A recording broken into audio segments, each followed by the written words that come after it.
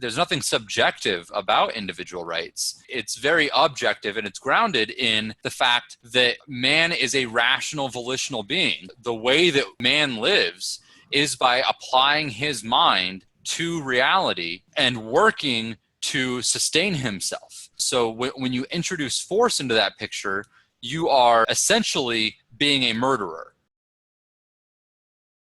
I mentioned earlier the distinction between what is objectively right and subjective individual rights. I want to drill down to a further distinction between natural rights, negative rights versus positive rights, which is where when we start talking about the role of government. But I think when we talk about the role of the government is to protect individual rights, that distinction between negative rights versus positive rights becomes very, very pertinent. Because if we're talking about natural rights, then we're talking about the role of God with regards to rights emerging as a proper cause of action to pursue a basic good. But if we're talking about positive rights, we're down to the tyranny of the majority. Basically, rights just basically means what the majority believe the rights are.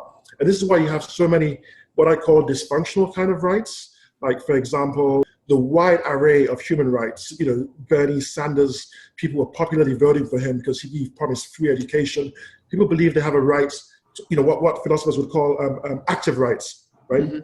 A right to free education, a right to free healthcare, a right to affirmative action. Something similar to that I heard from the Senator Rand Paul. He's a doctor, he's an eye doctor. And, he said, if you have the right to healthcare, then that means that you have the right to come to my door and insist that I treat you. So that's a good illustration of this idea of positive rights, which I would reject. Nobody has the right to make other people do something. And I think that's a good way of thinking about it. A negative right would be if I have it's morally proper for me to be left alone. That would be a negative right. It's morally proper that you cannot hit me, so I have the right not to be hit. That's how that's how I would describe negative rights. Yeah, it's important to realize that you can't have both. The positive rights automatically and necessarily negate individual rights in terms of negative rights.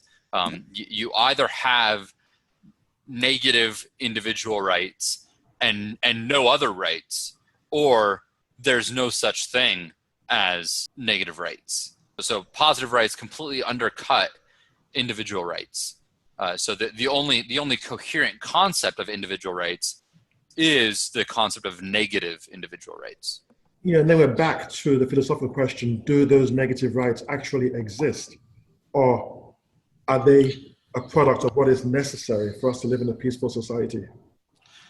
So that's where I want to push back on when you called them subjective earlier. I want to say no, there's nothing subjective about individual rights when we think of them in terms of negative rights. So from now on, when I say individual rights, just think negative rights.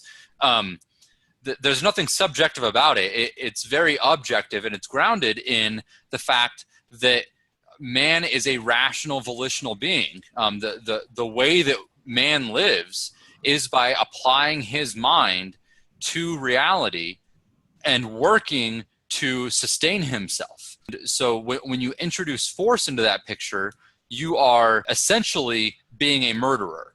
So in order for me to live, I have to use my mind to think about reality and make a plan and build tools, whatever it may be, hunting tools, fishing tools, if we want to go back to agrarian society. And I have to do all those things with my mind, with my body. And then as I produce, those things that I produce become an extension of myself, because I invested my thought, my energy, my time, my creativity into those things. So the tool that I produce, or the wealth that I produce, whatever it is, becomes a concrete symbol, a concrete extension of my own life.